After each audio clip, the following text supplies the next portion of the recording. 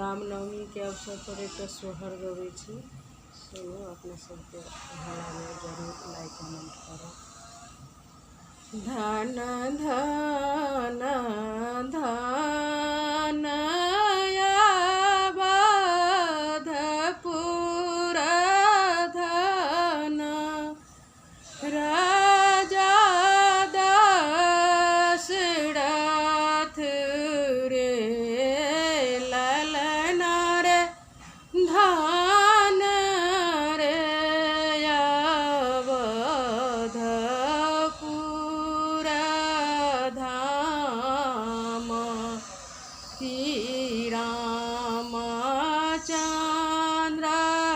जन्म लेल रे ललना रे धन रे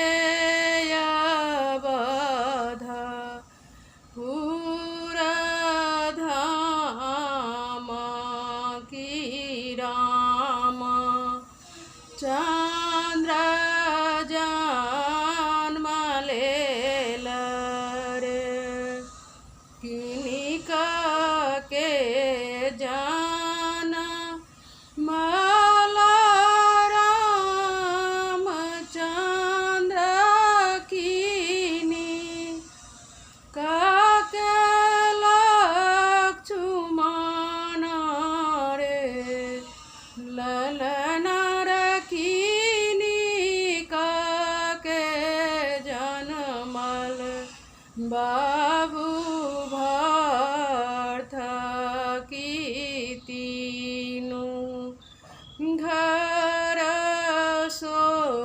सोहर रे ललना रे किनी काके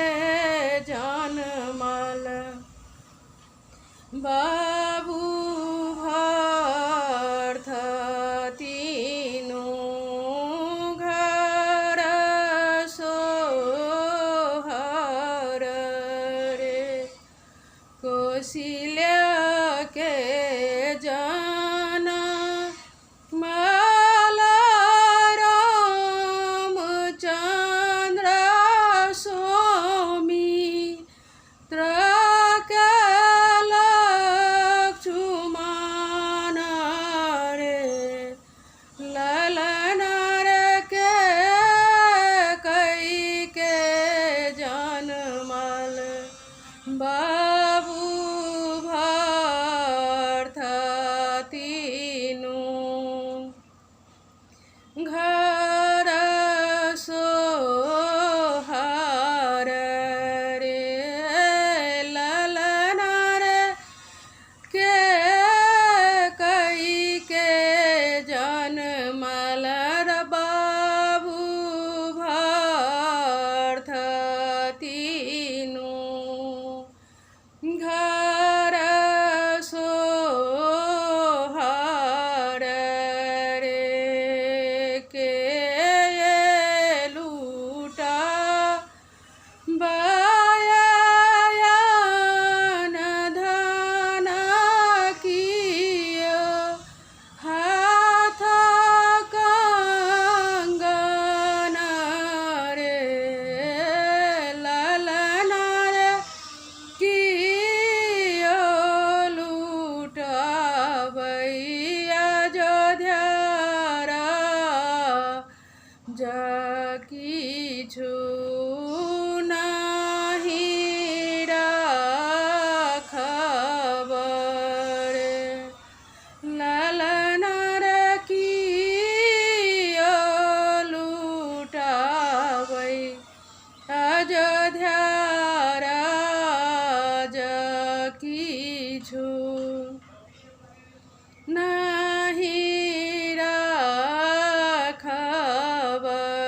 रे